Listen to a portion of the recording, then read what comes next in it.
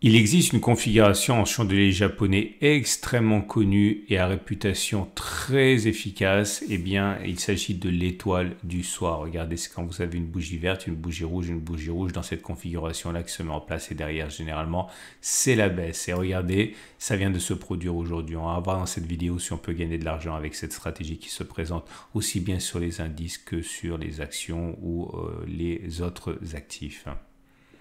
Salut, c'est Trado, content de vous retrouver pour la mise à jour de l'analyse technique du CAC 40 avec une consolidation aujourd'hui 0,6%. C'était pas vraiment, on va dire, inattendu, hein. Je vous ai expliqué que le scénario que j'ai en tête, c'est quelque chose comme ça. Regardez la vidéo d'hier pour que ce soit pas trop long. Donc, a priori, 1, c'est assez normal vu la hausse qu'il y a eu. 2, je ne pense pas qu'il y ait matière à s'inquiéter. On a un juge de paix, ici, une sorte d'oblique assez ascendante. Je pense que tant qu'elle tient, il n'y a absolument aucune raison de s'inquiéter de la consolidation en cours.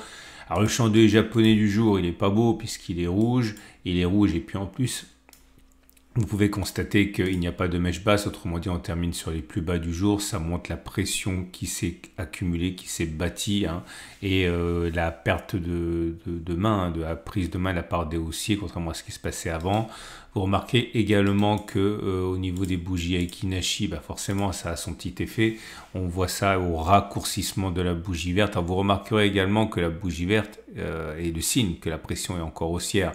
Mais lorsque vous avez un corps qui se raccourcit, que vous avez la mèche qui correspond quasiment à la moitié de la bougie, il est clair que la pression haussière se fatigue un petit peu. Moi, j'aimerais avec vous regarder aujourd'hui la configuration en étoile du soir qui se présente devant nous. Alors, l'étoile du soir, ça correspond à un ensemble à 3 bougies. La première bougie, elle est verte. La deuxième bougie peut être verte ou rouge. La troisième bougie doit être rouge. Donc, c'est vert, vert, rouge, rouge, ça peut être un doji d'ailleurs au milieu, et il faut que les corps 1 et 2 et les corps 2 et 3 ne se chevauchent pas. Les mèches peuvent se chevaucher comme ici, mais les corps ne doivent pas se chevaucher, c'est très important.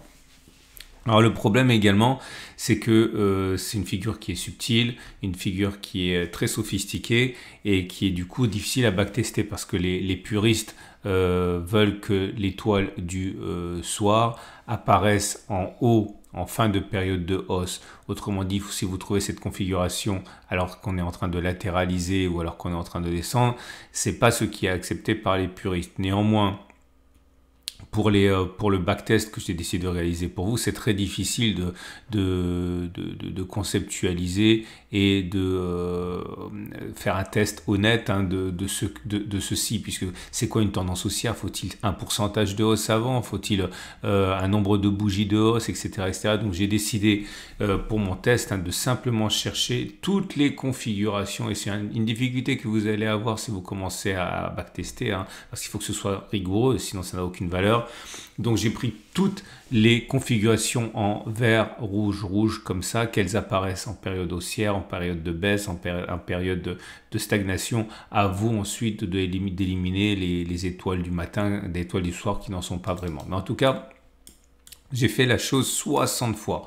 Ok, 60 fois parce que je voulais vraiment en avoir le cœur net. C'est quand même une des configurations les plus connues, hein, qui existent parmi les fans d'analyse technique et de chandelier japonais. Voilà, ici, vous avez donc une étoile du soir. Alors, vous voyez bien qu'on a bien notre séquence vert, rouge, rouge. Celle-là est de très belle facture parce qu'il n'y a même pas de chevauchement de mèche. Autrement dit, c'est une bougie qui est complètement séparée de la bougie 1, la bougie 3. Ce sont les meilleures. Les autres sont bonnes aussi, hein, lorsqu'il y a chevauchement des mèches, mais celles-ci sont vraiment les plus fortes, les meilleures. Et vous voyez, il y a 3 pouces verts pour dire que, une fois que le signal a été donné, c'est-à-dire sur cette bougie ici, eh bien, si on met un stop de protection, attention, ça a de l'importance, hein. Si on met un stop de protection en clôture au-dessus des plus hauts, eh bien, on a fait au moins une clôture plus bas, ici. Pas ici, là on n'a pas clôturé plus haut, on est allé plus bas, mais on n'a pas clôturé plus bas, ok?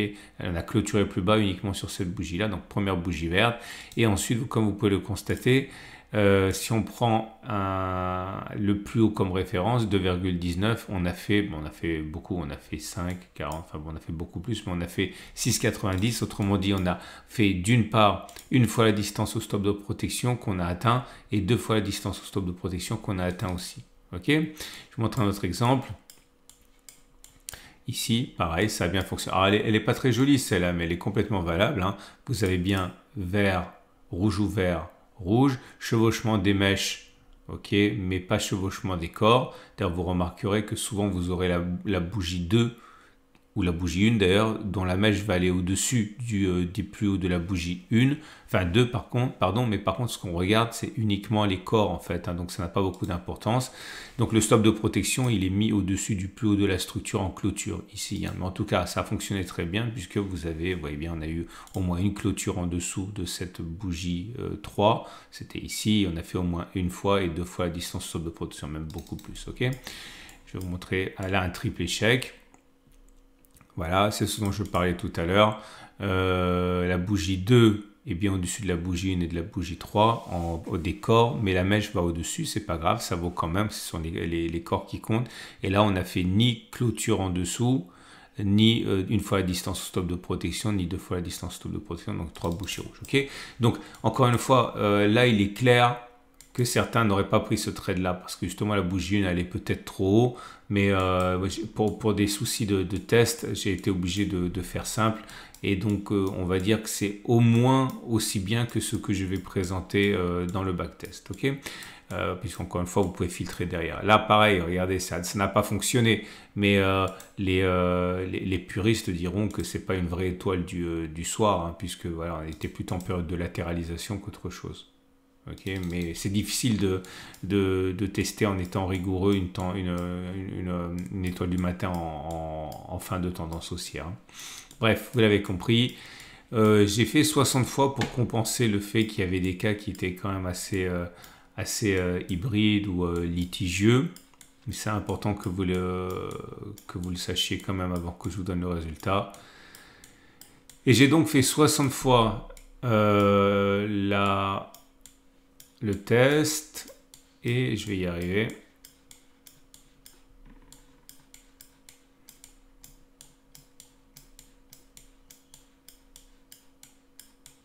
Voilà. Et au bout de 60 fois, ça a été long, je suis remonté jusqu'à, pensez donc, un 2006, hein, donc quasiment 20 ans en arrière. Et après donc des milliers de bougies, voilà la conclusion. Est-il plausible, suite à la bougie du jour, que l'on clôture plus bas que 7168,40? La réponse est oui.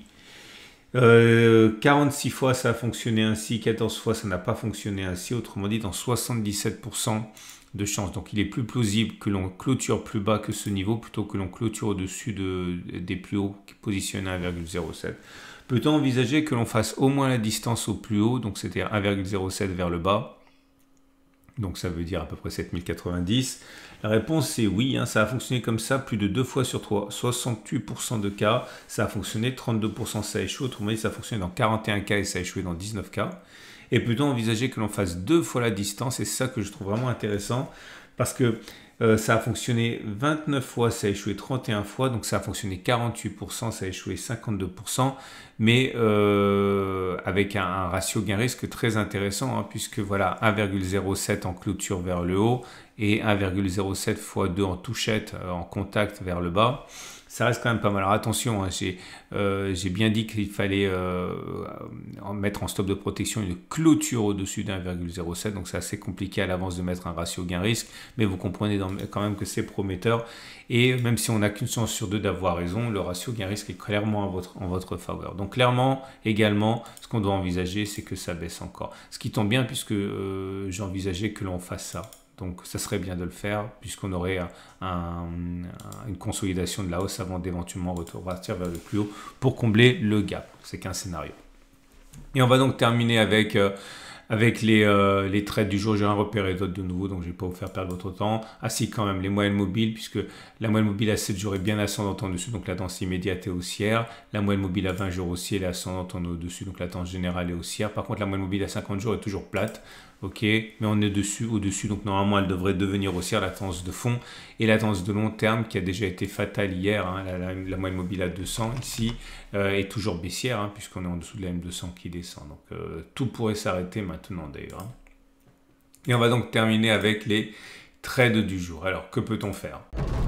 Votre rendez-vous avec IG. IG, bien plus que du trading, une équipe d'experts à vos côtés.